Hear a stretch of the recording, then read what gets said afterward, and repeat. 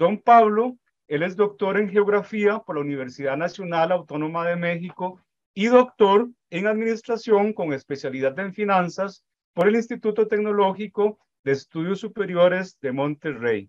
Ha sido profesor universitario por más de 22 años, es autor de más de 30 artículos científicos y actualmente es miembro del grupo fundador de la Red Latinoamericana de Investigadores en Cadenas Globales de Mercancías. Bien, pues entonces yo he titulado mi participación Las denominaciones de origen en México y su rol como palancas de desarrollo, justamente incidiendo sobre lo que Leo en la mañana comentaba, sobre esas preocupaciones que se dejaron ver también en las participaciones de Belletti y mis colegas que me antecedieron. Y bueno, justamente en esta también cuestionamiento, como a veces se le ve a las denominaciones de origen, simplemente como vehículos de protección, como herramientas para el comercio. Entonces, bueno, yo quisiera comenzar esta reflexión mostrando algunos de los productos que en México han sido reconocidos, como el café Pluma Hidalgo más recientemente, pero antes el café de Chiapas, el café Veracruz, también como la talavera, que es esta figura que se ve a la derecha en la imagen en color azul y blanco, es artesanía, y también como el Odinalá, que es una artesanía que se decora particularmente en cajas, en cajitas que se utilizan pues para fines de guardar algunas cositas, principalmente de mujeres, ¿verdad? Accesorios, pero que se decoran de una manera muy vistosa, muy colorida. Y bueno, son algunos de los ejemplos de las muchas denominaciones que tiene este país y que desafortunadamente, pues podríamos cuestionar ya desde ahora la relevancia, la importancia que tienen estas figuras, estos reconocimientos, ¿verdad? O estas estrategias de desarrollo. Primero que nada, bueno, cosas que ya se han discutido, por eso paso rápidamente. El lugar de origen puede ser considerado una fuente valiosa de ventajas únicas para las empresas, para las personas, para las sociedades. Y de manera genérica, las denominaciones de origen forman parte de este concepto que se llaman indicaciones geográficas, que representan códigos de prácticas que se protegen, pero también se preservan.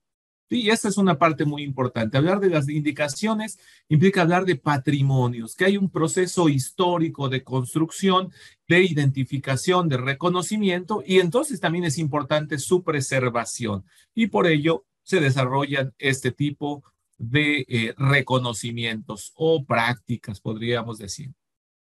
Estas indicaciones geográficas, por supuesto, que responden a dos lógicas que son contradictorias. Por un lado, preservar las tradiciones, la cultura, el conocimiento y así de esa manera mantener la reputación colectiva, pero por el otro lado, en este mundo, en este entorno, la necesidad de ser innovadores para poder ser atractivos para los consumidores, ser atractivos en los mercados. Entonces, se requieren, por supuesto, esfuerzos cooperativos para poder lograr estas iniciativas de forma exitosa. Como decía Giovanni Belletti en su participación, el potencial de estos vehículos se da a partir de sus vínculos con los territorios de origen y en particular con la especificidad de los recursos que se destinan para su producción, que les dan características muy particulares. Ahora bien, también con mucho agrado escuchaba en las conferencias hace rato, el destacar que las denominaciones de origen, particularmente indicaciones geográficas de manera general, no son vehículos que funcionan por su propia cuenta, sino que deben estar enmarcadas dentro de un contexto más amplio que es el desarrollo territorial. Y bueno, por desarrollo territorial se define entonces o se debe entender como ese proceso de transformación productiva, pero también de las instituciones en el espacio geográfico, cuya finalidad, de acuerdo con Sheckman y Verdeguer, es reducir la pobreza en esos espacios. Y esta es justamente la definición tradicional, original, que dio origen al concepto del desarrollo de los territorios. Involucra entonces un tipo de transformación de la producción, cómo voy haciendo, cómo voy participando, cómo voy generando esos productos o esos bienes y servicios, que deja fuera el paradigma de los territorios rurales como simplemente meros proveedores de bienes agrícolas. Pero también involucra otro elemento, la forma institucional, la organización y las reglas que gobiernan, que crean la gobernanza en esos espacios, y evidentemente pues que permiten o limitan las actividades productivas, pero que también son actividades sociales dentro de espacios geográficos muy particulares.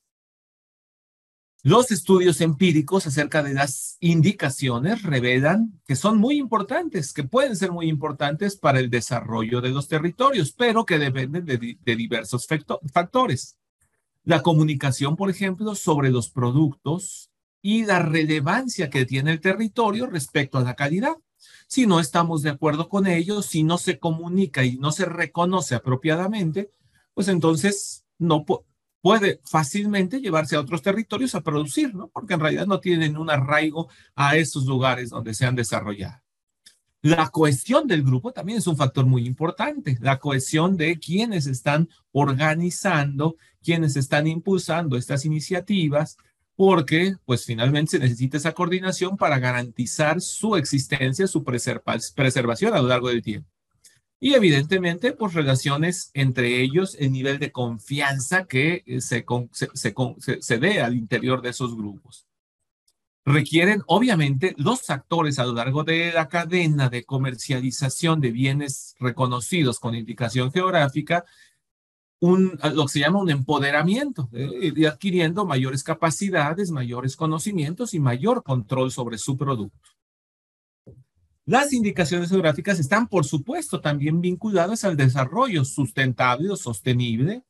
¿Por qué? Pues porque tienen un componente social, que es la preservación de las tradiciones, la cultura, el control de esos procesos desde lo local, la distribución de los recursos que se genera con la comercialización de esos bienes, pero también una dimensión económica que es la más visible y en realidad es la que sobresale en estos tiempos respecto a estas iniciativas.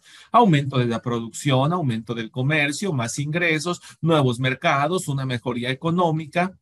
Y por supuesto, en los bienes principalmente agroalimentarios, la dimensión ambiental, porque se trata de preservar esos recursos locales, conservando esos espacios de producción que implica conservación de los suelos, de la biodiversidad, de los recursos naturales que se encuentran en los espacios protegidos.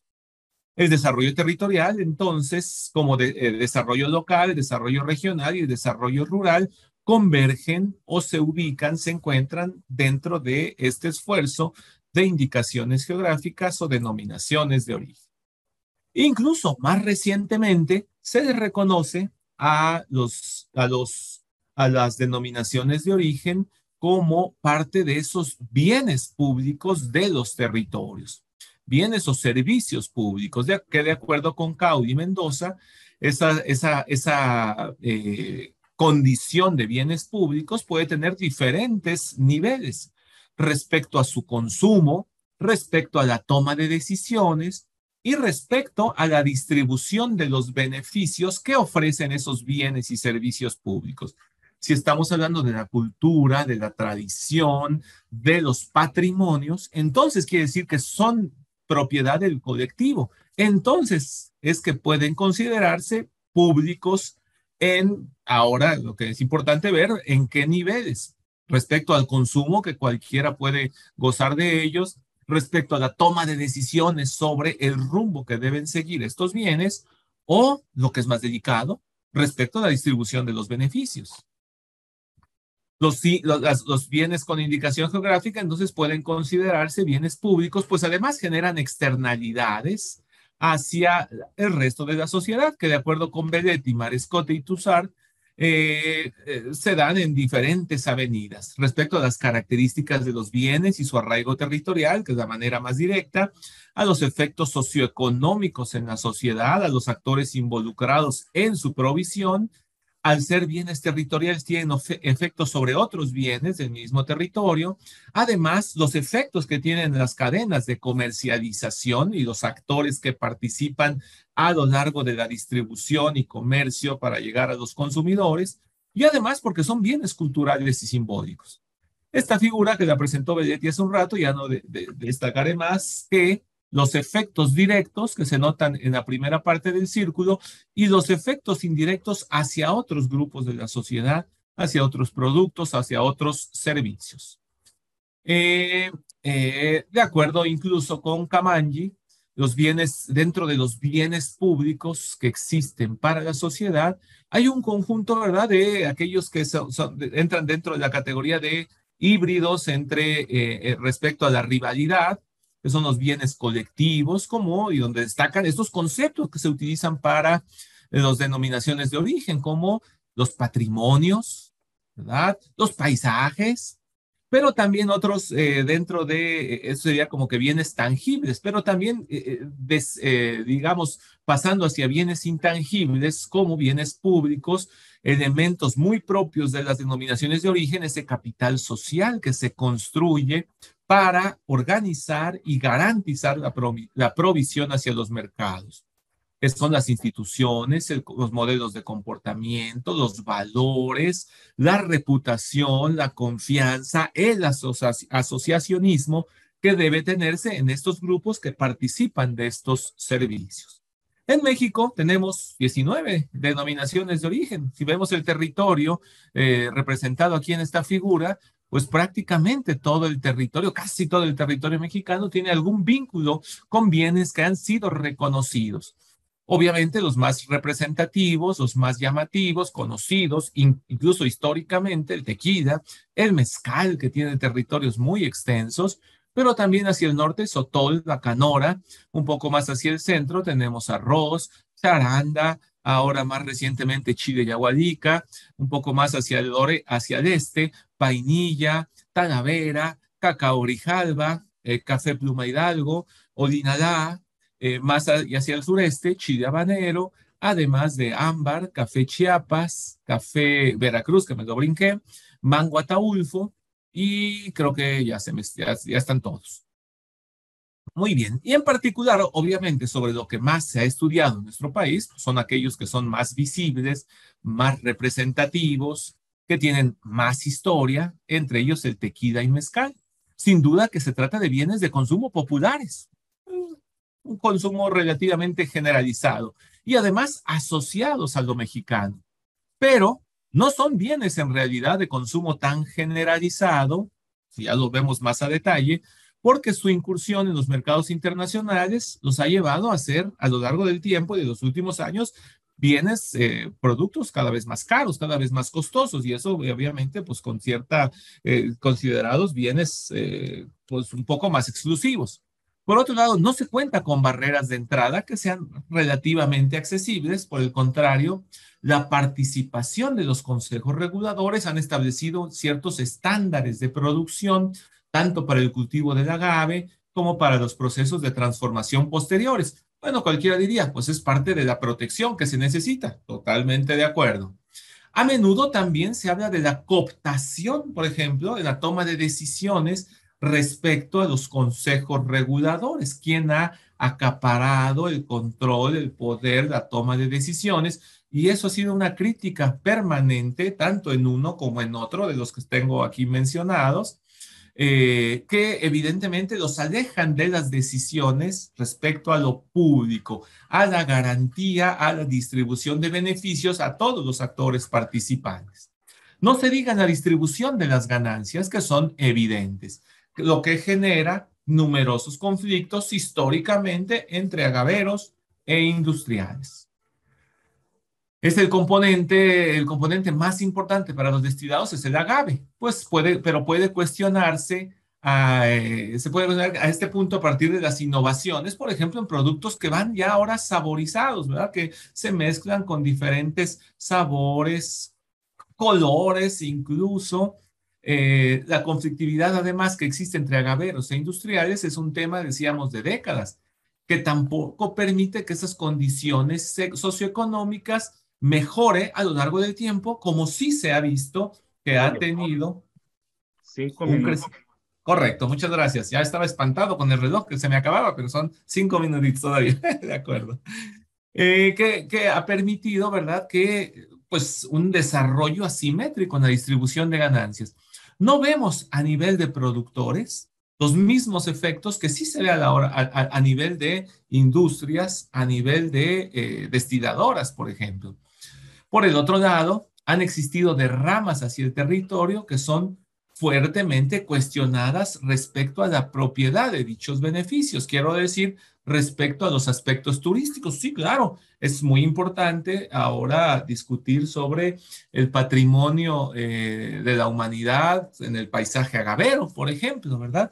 Pero el asunto es, ¿y quién se ve beneficiado de esas cosas? ¿Cómo se distribuyen esas ganancias también? ¿Es igualmente simétrico entre la sociedad, entre quienes habitan esos territorios, o pues, no es tan así, ¿no? Y ahí hay cuestionamientos también muy fuertemente sobre la apropiación cultural de esos símbolos en los lugares, por un lado Tequila y por el otro lado lo que es la ruta del mezcal en Oaxaca, ¿no?